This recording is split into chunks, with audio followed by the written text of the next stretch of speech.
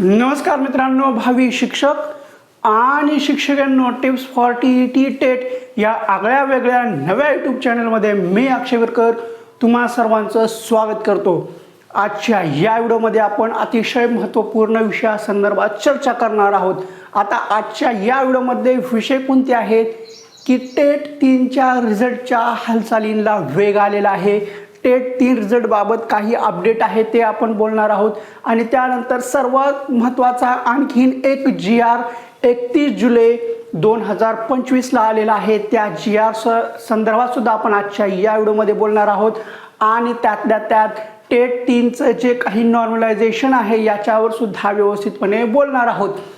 तत्पूर्वी तुम्ही जर चॅनलवर नवीन असाल तर चॅनलला सबस्क्राइब करायला विसरू नका। लाल रंगामध्ये सबस्क्राइब बटन आहे ते दाबा, त्यानंतर जी घंटी आहे ती सुद्धा दाबा, म्हणजे जेणेकरून सर्व व्हिडिओचे नोटिफिकेशन तुमच्यापर्यंत सर्वप्रथम येतील। तर आता वळू आपण आजच्या या व्हिडिओमधले जे काही महत्त्वाचे मुद्दे आहेत ते एक एक आपण व्यवस्थितपणे क्लिअर करू। आता अगोदर आपण सर्वात प्रथम पहिला मुद्दा घेऊ, जो की आहे 31 जुलै 2025 ला जो काही एक नवीन GR आलेला आहे त्याच्या संदर्भात थोडीशी व्यवस्थित माहिती घेऊ।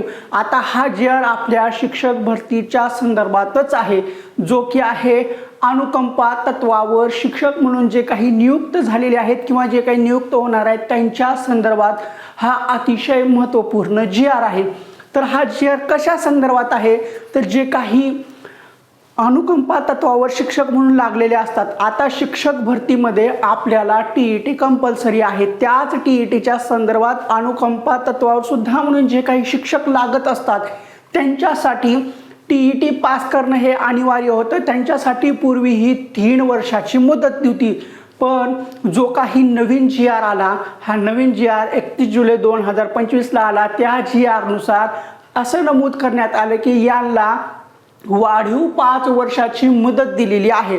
म्हणजे जे काही अनुकंपा तत्वावर शिक्षक म्हणून लागलेले आहेत किंवा शिक्षिका लागलेल्या आहेत त्यांच्यासाठी शिक्षक पात्रता परीक्षा पास करणं अनिवार्य आहे, पण यांच्यासाठी 5 वर्षाची मुदत दिलेली आहे। सध्या जरी तुम्ही अनुकंपा तत्वावर शिक्षक म्हणून जरी लागलेले असाल तरी इथून पुढे तुम्ही 5 वर्षाच्या कालावधीमध्ये तुम्हाला शिक्षक पात्रता परीक्षा किंवा केंद्राची शिक्षक पात्रता परीक्षा, महाराष्ट्राची TET किंवा केंद्राची CTET ह्या दोन्हीपैकी कोणतीही एक पास करणं अनिवार्य आहे।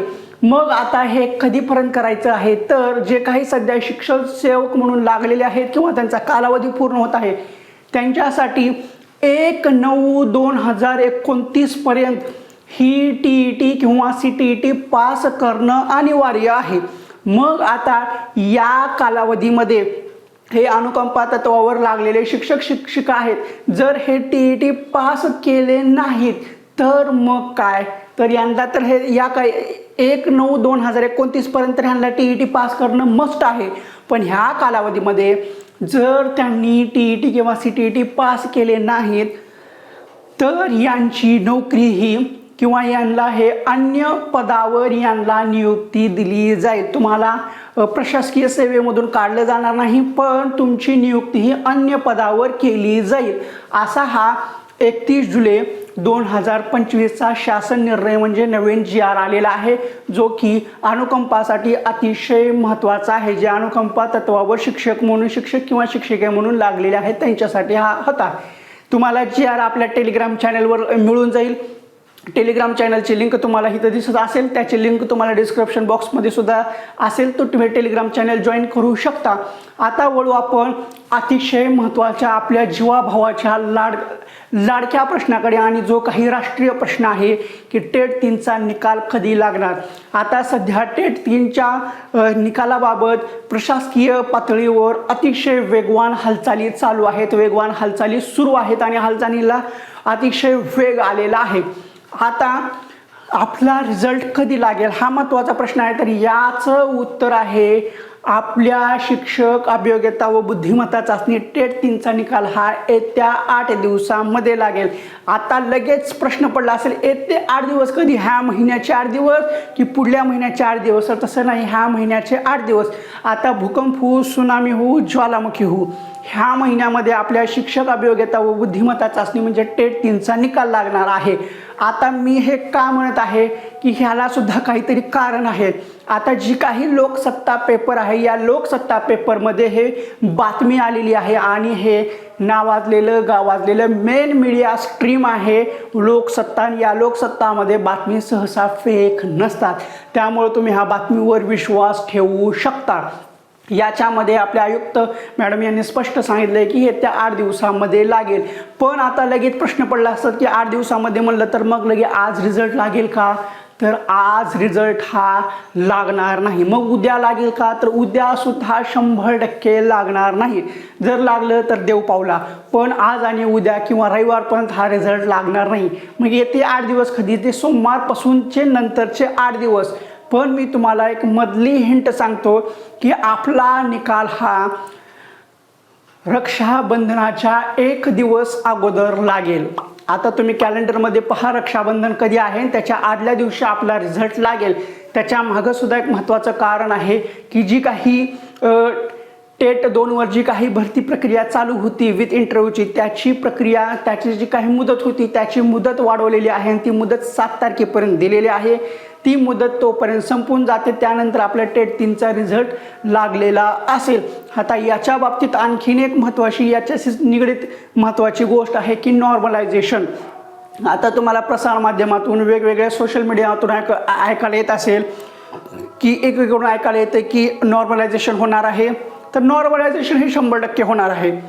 जसे की आपल्या टेटचा फॉर्म भरण्याच्या अगोदरच तिथं सरळ सरळ सांगितलं होतं, जसं की आपल्याला टेट 3चं हे आलं होतं, टेट 3 आयोजित केली जाणार आहे, टेट 3चं हॉल तिकीट येणार होतं. त्यावेळेस सुद्धा खाली तुम्हाला तिथं नमूद करून दिलं होतं की परीक्षा ही वेगवेगळ्या टप्प्यामध्ये वेगवेगळ्या दिवशी वेगवेगळ्या ह्याच्यामध्ये होणार आहे, वेगवेगळ्या शिफ्टमध्ये. त्याच्यामध्ये सरळ सांगितलं होतं की ही वेगवेगळ्या शिफ्टमध्ये होणार असल्यामुळे ह्या परीक्षेचं सामान्यीकरण केलं जाणार आहे, म्हणजे नॉर्मलायझेशन केलं जाणार आहे.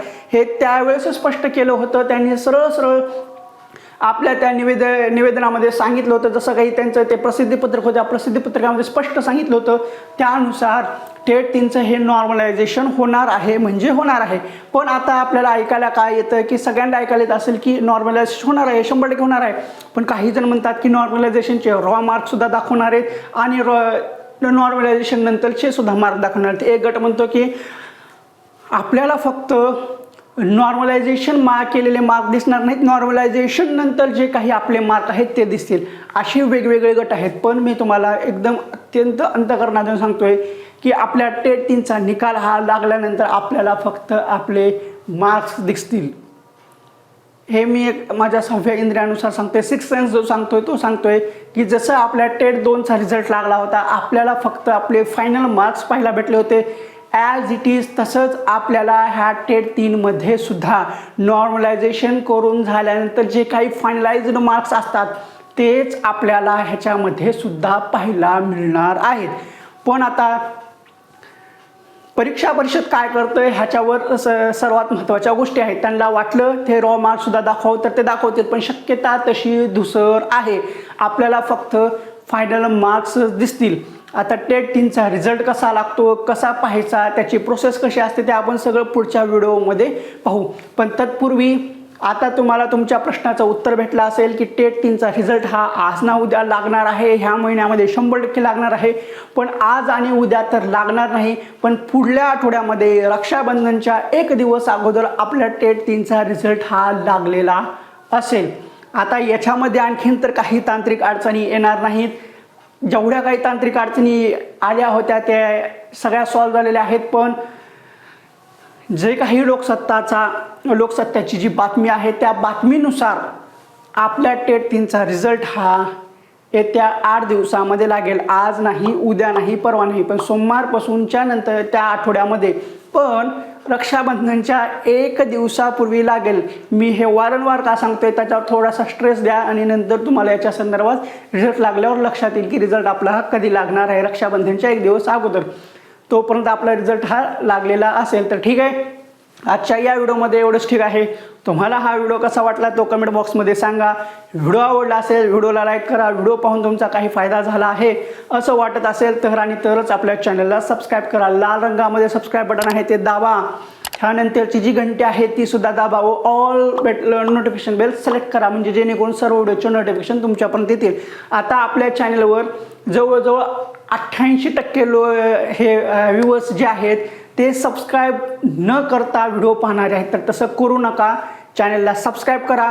ह्याच्या पुढून आपल्याला पवित्र पोर्टलशी निगडीत एकदम डॉट टू डॉट आणि एकदम ॲक्युरेट माहिती तुम्हाला पाहायला भेटणार आहे, जेणेकरून तुम्हाला पवित्र पोर्टलच्या प्रोसेसमध्ये कसलीही अडचण येणार नाही.